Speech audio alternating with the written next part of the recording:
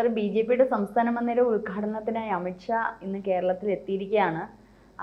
അദ്ദേഹം സത്യമായ ജനങ്ങളോട് സംബന്ധിച്ചു, പലവിധ പ്രസംഗങ്ങളൊക്കെ നടത്തിക്കൊണ്ടിരിക്കുകയാണ് ഈ സന്ദർഭത്തിൽ, ഇപ്പോൾ നമ്മൾ എടുക്കുന്ന സന്ദർഭത്തിൽ പോലും. പക്ഷേ ചില വാക്കുകൾ കേരളത്തിനിട്ടുള്ള വല്ലാത്തൊരു കുട്ട് തന്നെയല്ലേ? അല്ല, അമിത്ഷായുടെ വരവ് ഒരു ഒന്നൊന്നര വരവാണ്.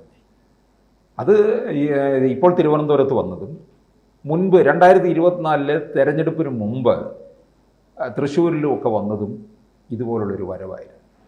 അതെപ്പോഴും കേരളം മുഴുവൻ വലിയ ഒരു ആകാംക്ഷയോടെയാണ് കാത്തിരിക്കുന്നത്. എന്തായിരിക്കും അമിത്ഷാ പറയാൻ പോകുന്നത്, എന്ത് രാഷ്ട്രീയ നീക്കമായിരിക്കും ഇവിടെ നടക്കാൻ പോകുന്നത് എന്നുള്ളതാണ്.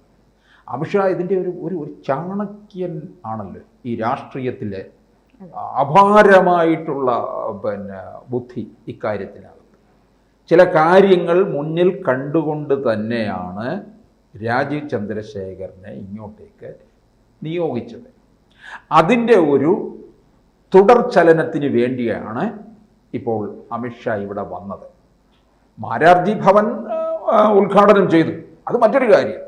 അതിൻ്റെ ഈ വരവിനോടനുബന്ധിച്ച് അതും നടന്നു. പക്ഷേ ഇവിടെ വാർഡ് തല നേതൃസംഗമം നടത്തി.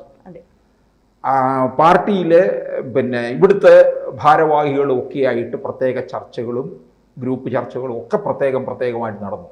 ഇന്ന് കഴിഞ്ഞ ദിവസം പാതിരാത്രിക്ക് എത്തി. ഇന്ന് മന്ദിര ഉദ്ഘാടനം, പിന്നെ അത് കഴിഞ്ഞ് വാർഡ് തല നേതൃസംഗമം. ഉച്ചയ്ക്ക് അദ്ദേഹം അങ്ങ് യാത്ര കണ്ണൂരിലേക്ക് പോവുകയും ചെയ്തു. അവിടെ ക്ഷേത്ര ദർശനമൊക്കെ ഉണ്ട്. അത് കഴിഞ്ഞ് അങ്ങ് ഡൽഹിക്ക് പോവുകയാണ്. അപ്പോൾ കുറച്ച് സമയത്തിനിടയിൽ വലിയ രാഷ്ട്രീയ നീക്കങ്ങൾ, ചലനങ്ങൾ ഇവിടെ ഉണ്ടാക്കി വെച്ചിട്ടാണ് അദ്ദേഹം പോകുന്നത്. ഈ അമിത്ഷാ വന്നിട്ട് പോയി കഴിയുമ്പോൾ അതിൻ്റെ തുടർചലനങ്ങൾ ഉണ്ടാകാൻ പോകുന്നതേ ഉള്ളൂ. ഇതാണ് മുൻകാലങ്ങളിലും കേരളത്തിൽ അദ്ദേഹം വന്നിട്ട് പോയപ്പോൾ സംഭവിച്ചിട്ടുള്ളത്. പൊതുവെ ഇത്രയും കാലം പറഞ്ഞുകൊണ്ടിരുന്നത് ഈ സുരേന്ദ്രനൊക്കെ തന്നെ ബി.ജെ.പിയുടെ സംസ്ഥാന അധ്യക്ഷനായിരുന്ന സമയത്തൊക്കെ തന്നെ CPM-ഉമായിട്ട് ഒരുപാട് സന്ധി ചെയ്യുന്നു എന്ന പരാതിയൊക്കെ വ്യാപകമായിരുന്നു. അത് പിന്നീടും ബി.ജെ.പിക്ക് അങ്ങനെ ആ ഒരു പേരിങ്ങനെ നിൽക്കുന്നുണ്ടായിരുന്നു. പക്ഷെ അതൊക്കെ ഇപ്പോൾ ഇനി അങ്ങോട്ട് മാറ്റിമറിക്കാൻ പോവുകയാണ്. ഇവിടെ ഇനി ഒരു വിട്ടുവീഴ്ചയും ഇല്ലാത്ത രീതിയിൽ വിഭാഗീയത കാണിക്കുന്നവർക്ക് ശക്തമായ താക്കീതും കൊടുത്തിട്ടാണ് പോയിരിക്കുന്നത്. CPM-ഉമായിട്ടല്ല, കോൺഗ്രസുമായിട്ട് പോലും ഇനിയും ഇവരെ രണ്ടുപേരെയും ഇവിടെ നിന്ന് തുടച്ചു നീക്കുക എന്നുള്ളത് തന്നെയാണ് BJP ഉദ്ദേശിക്കുന്നത്. അപ്പോൾ ഇപ്പോൾ BJP വളരെ നിർണായക ഘട്ടത്തിലൂടെയാണ് കേരളത്തിൽ കടന്നു പോകുന്നത്. 2 തെരഞ്ഞെടുപ്പാണ് മുമ്പിൽ നിൽക്കുന്നത്. ഈ അവസരത്തിൽ നമ്മൾ നോക്കണം, ശശി തരൂർ ഒരു ഭാഗത്ത് നിന്നുകൊണ്ട് കോൺഗ്രസിനെ വെട്ടിലാക്കുകയും ചെയ്യുന്നു, നരേന്ദ്രമോദിയെ വാഴ്ത്തുകയും ചെയ്യുന്നു. കഴിഞ്ഞ ദിവസം തന്നെ ലണ്ടനിൽ ഒരു സർവകലാശാലയിലെ പ്രഭാഷണത്തിനിടയിൽ മോദിയെ വളരെയധികം സ്തുതിക്കുന്നു.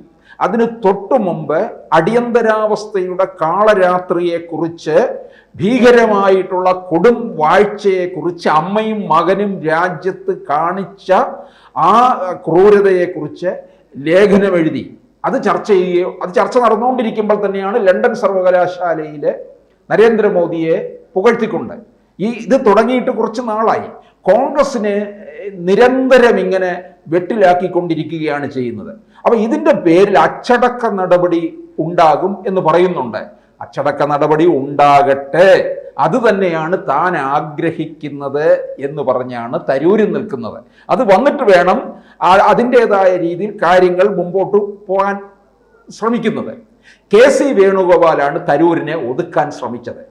അങ്ങനെ കാരണം തരൂരിനെ പലയിടങ്ങളിലേക്ക് ഈ വർക്കിംഗ് കമ്മിറ്റി സ്ഥാനമൊക്കെ കൊടുത്തിട്ടുണ്ടെങ്കിലും അതൊക്കെ വെറും അലങ്കാരത്തിന് മാത്രമാണ്.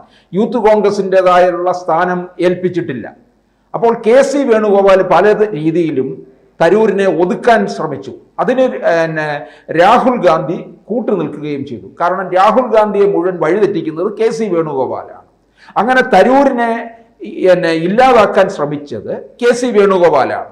അങ്ങനെ ഈ കേരളത്തിൽ ഇത്തരത്തിൽ ഇടഞ്ഞു നിൽക്കുന്ന തിരുവനന്തപുരത്തിൻ്റെ MP ആയ ശശി തരൂര് കോൺഗ്രസിൽ ഒരു വിഭാഗത്തിനെയും കൊണ്ട് പിളർക്കും. കോൺഗ്രസ് ഇങ്ങോട്ട് മാറിപ്പോരും, കോൺഗ്രസ് പിളരും കേരളത്തിൽ.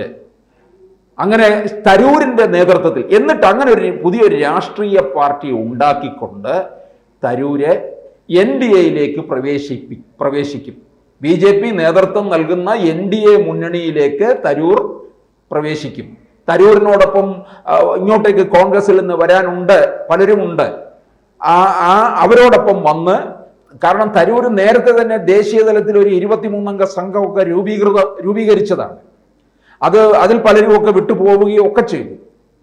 തരൂര് പിന്നീട് പല കാര്യങ്ങളും ദേശീയ നേതൃത്വവുമായിട്ട് പലതിലും ഇടഞ്ഞു നിൽക്കുകയുമാണ്. അപ്പോൾ ഈ തരൂർ ഇങ്ങനെ ഇത്തരത്തിൽ കോൺഗ്രസിനെ പിളർത്തും. ഈ പിളർത്തുന്നത് ഇതൊക്കെ അമിത്ഷായുടെ തന്ത്രമാണ്. അമിത്ഷാ തന്ത്രങ്ങൾ ഉപയോഗിച്ചുകൊണ്ട് രാജീവ് ചന്ദ്രശേഖറും ശശി തരൂരും ഇപ്പോൾ ഒന്നിച്ചു നിൽക്കുകയാണ്. ഒന്നിച്ചു നിന്നുകൊണ്ടുള്ള ഈ കൂട്ടുകെട്ടിൻ്റെ ഫലമായിട്ടാണ് ഇപ്പോൾ ഇത്തരത്തിലുള്ള മോദി സ്തുതിയും അടിയന്തരാവസ്ഥക്കെതിരെയുള്ള ലേഖനവും ഒക്കെ പുറത്തോട്ട് വരുന്നത്. അപ്പോൾ ഒരു തരൂർ ഒരു കൊടുങ്കാറ്റായി മാറുന്നത് നമുക്ക് കാണാം. അതായത് ഈ അടുത്ത കാലങ്ങളിൽ ഇദ്ദേഹം നടത്തുന്ന ഈ പ്രസ്താവനകൾ, അതായത് ഈ ലേഖനങ്ങളും ഒക്കെ ഇത്തരത്തിൽ കോൺഗ്രസിനെ പിളർത്തി മറ്റൊരു കക്ഷിയായിട്ട് മാറിക്കൊണ്ട് BJPയിലേക്ക് പോകാനുള്ള ഒരു തന്ത്രമാണ് തന്നെ. കാരണം അത് നമുക്ക് സംശയിക്കേണ്ടിയിരിക്കുന്നു. കാരണം അടുപ്പിച്ചടുപ്പിച്ച് ദിവസങ്ങൾ, ഓരോ ദിവസവും അദ്ദേഹം ഓരോ കൊട്ടാണ് കോൺഗ്രസിന് കൊടുക്കുന്നത്. അപ്പൊ ഇത്തരത്തിൽ സാറ് പറയുന്നത് പോലെ ആ ഒരു നിഗമനത്തിൽ എത്തേണ്ടതായിട്ട് വരുമല്ലേ? അല്ലെ, കോൺഗ്രസ്സുകാര് പലതരത്തിലും പല താക്കീതും മുന്നറിയിപ്പൊക്കെ കൊടുക്കുന്നുണ്ടെങ്കിലും തരൂർ അതിന് പുല്ലുവിലയാണ് കൽപ്പിച്ചിരിക്കുന്നത്.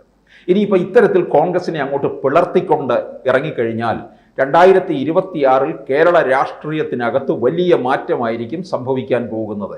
ഇപ്പോൾ UDF കണക്ക് കൂട്ടുന്നുണ്ട്, ഭരണവിരുദ്ധ വികാരത്തിലൂടെ 2026 അധികാരത്തിൽ വരാം. കോൺഗ്രസിനകത്ത് ഇങ്ങനെ ഒരു പിളർപ്പ് സംഭവിച്ചു കഴിഞ്ഞാൽ എന്തായിരിക്കും? തരൂരിനോടൊപ്പം ഒരു വിഭാഗം ഇങ്ങ് പോരുന്നു, അത് NDAയിലേക്ക് പ്രവേശിക്കുന്നു. NDA ഇവിടെ നേടുന്ന സീറ്റ്, അതുപോലെ തന്നെ തരൂര്, ഇതിനിടയ്ക്കൊരു സ്വകാര്യ ഏജൻസിയുടെ സർവേ വരികയുണ്ടായി. തരൂരിനെ മുഖ്യമന്ത്രി സ്ഥാനത്തേക്ക് ആണ് മുൻഗണന നിൽക്കുകയാണ്. LDFിൽ നിന്നാണെന്നുണ്ടെങ്കിൽ KK ശൈലജയുമാണ്. ഇത് വന്നപ്പോഴും കോൺഗ്രസ്സിന് വലിയൊരു അങ്കലാപ്പ് ഉണ്ടായി എന്നുള്ളതാണ്. അപ്പോൾ അത് കൂടിക്കൊണ്ടിരിക്കുകയാണ്. കാരണം തരൂരിൻ്റെ നീക്കം ഇവർക്ക് കോൺഗ്രസ്സിന് പ്രവചിക്കാനായിട്ട് കഴിയുന്നില്ല. ഇവർ വിചാരിച്ചത് തരൂർ അങ്ങ് നേരെ BJPയിൽ പോവും, അവിടെ പോയി ഒരു കേന്ദ്ര വിദേശകാര്യ മന്ത്രിയാകും, അല്ലെങ്കിൽ വിദേശത്തെ വേറെ ഏതെങ്കിലും നയതന്ത്ര സ്ഥാനത്ത് മോദി ഇരുത്തും, അവിടെ അങ്ങ് ഇരിക്കുമെന്ന്.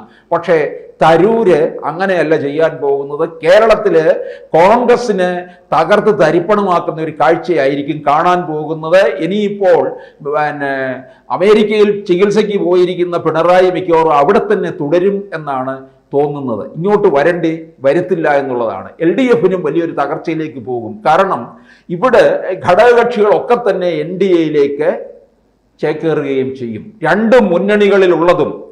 അപ്പോൾ CPMനും കോൺഗ്രസിനും വലിയൊരു തകർച്ചയിലേക്കായിരിക്കും പോകുന്നത്.